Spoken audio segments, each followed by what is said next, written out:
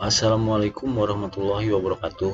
Baik Bapak Ibu, rekan-rekan semuanya, kali ini saya akan mencoba mengulas atau melihat apa yang ada di versi 1012 pada Simdanex atau FMIS. Oke, baik, kita masuk ke aplikasinya. Ini saya pakai user sendiri dengan level admin.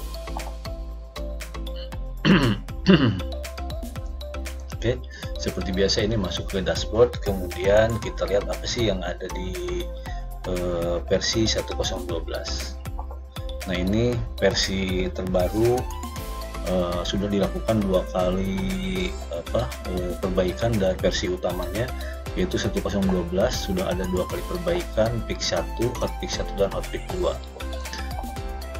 Nah, di versi utama ini ada tambahan fitur transfer antar kas daerah, kemudian ada SP2B dan SP3B, laporan anggaran pergeseran kas, NTPN, kemudian posting, laporan tata usaha dan dokumen kendali. Oke, langsung kita masuk ke poin 1. Ini untuk transfer kas daerah, ini ada di penatausahaan di menu BUD, SKPKD, BUD. Di sini ada transfer.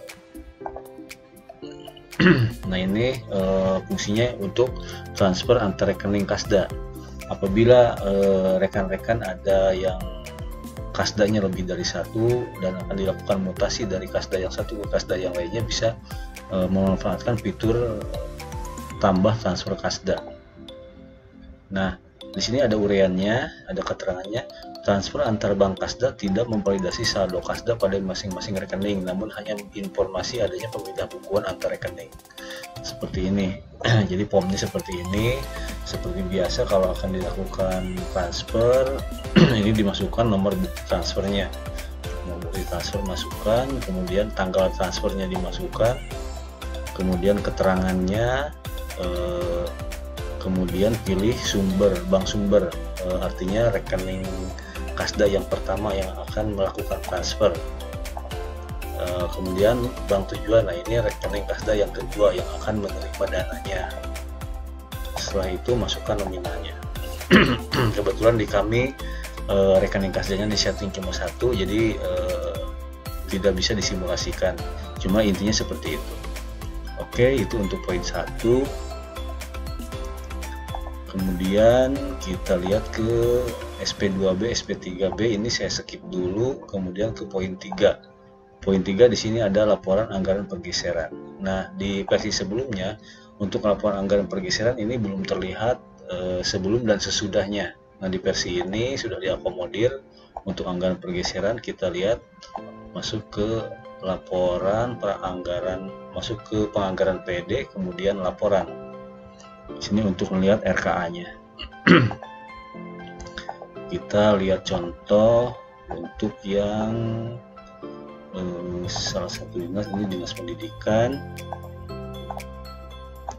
Kita lihat satu sub kegiatan. Contoh ini untuk yang gaji dan tunjangan.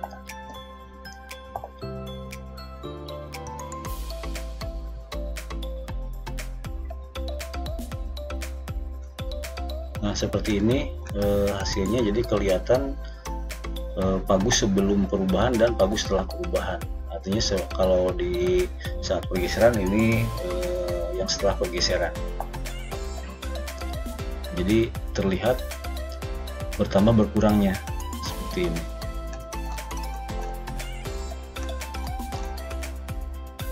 Oke, sekarang kita masuk ke poin yang keempat, NTPN dan pajak bendahara pengeluaran. Nah, di versi sebelumnya ini sama, belum tersedia menunya,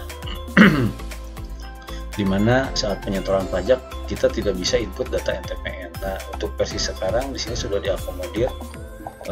Kita lihat masuk ke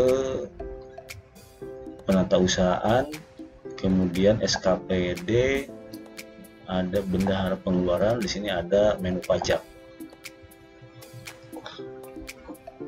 Nah, ini bukti pajak yang dipotong atau diinput saat kita melakukan input bukti pengeluaran. dimana di bukti pengeluaran itu ada potongannya. Nah seperti ini, kalau misalkan mau disetor tinggal klik seperti ini, ada tombol yang kanan. Nah ini ada kolom NTPN nya sudah tersedia, jadi bisa diinputkan untuk NTPN nya. Untuk kode billing ini diinput saat penerimaan pajaknya, yaitu saat input bukti pengeluaran, dan nominalnya pun otomatis diambil dari inputan di awal, kemudian masukkan NTPN-nya. Nah untuk NTPN ini tolong diinput disesuaikan dengan yang sebenarnya, karena data ini nanti akan dipakai untuk rekon dengan KPP biasanya, seperti itu, jadi gampang ditelusurinya. Kemudian apabila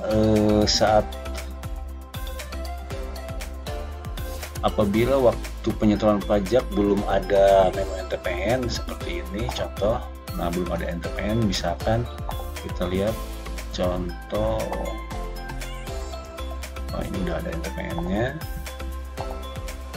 nah ini belum ada, jadi yang sudah terlanjur disetor tapi belum sempat atau karena belum menu NTPN belum muncul, nah ini bisa dilakukan dengan edit data. Di sini ubah, sini silahkan masukkan NTPN-nya, kemudian simpan, seperti itu. Oke, kita masuk ke poin berikutnya. Di sini untuk posting data ini saya skip dulu.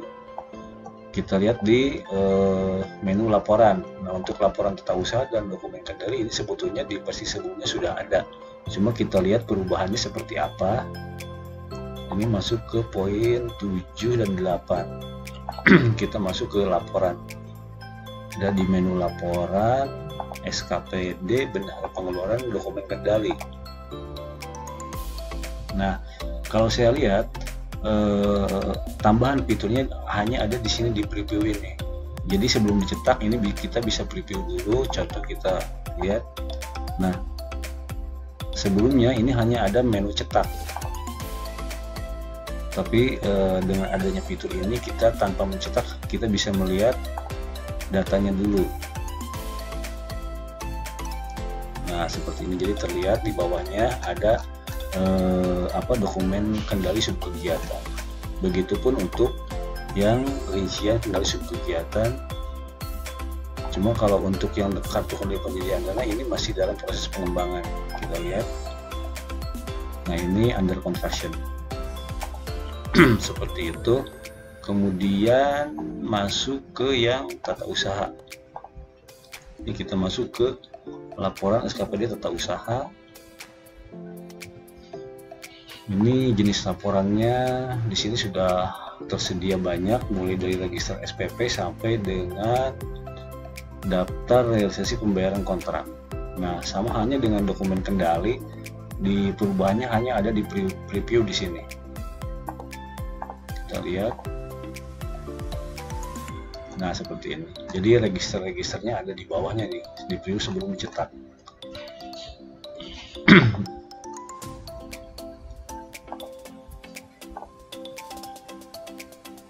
Nah seperti ini terlihatnya.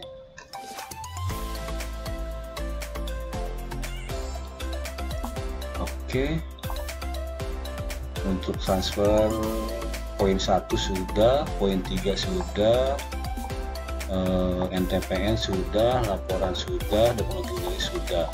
Cuma di sini ada yang terlewat, ini saya ulas dulu sedikit. Ada penambahan di saat kita input data kontrak. Tata usaha, kemudian kontrak. Nah di sini di saat input kontrak kita tambah, nah POM-nya masih sama, cuma ada tambahan ID LKPP, ID kontrak LKPP. Nah ID kontrak LKPP ini bisa dilihat dari kalau kita menggunakan e-purchasing, kita bisa menggunakan nomor pesanan atau bisa juga dengan ID sirup atau ID RUP, seperti itu. Hanya ini tambahannya untuk di dokumen kontrak. Kemudian untuk di bendahara pengeluaran di sini ada di saat input bukti GU, di sini ada tambahan 1 POM juga. Oke, kita tambah. Nah, formnya sama seperti biasa, cuma di sini ada tambahan TKDN. TKDN ini tingkat komponen dalam negeri. Nah, untuk pengisiannya kita masih menunggu tata cara pengisian dari tim pengembang. Ini untuk TKDN yang bersumber dari bukti dari GU. Kalau yang bersumber dari LS, transaksi LS ini NTPN TKDN ini adanya di tagihan saat kita input tagihan. Nah, di sini saat kita input tagihan, di sini muncul TKDN dan ID RUP-nya. Silahkan disesuaikan. Untuk TKDN sementara ini bisa dikosongkan dulu atau misalkan diisi 25%.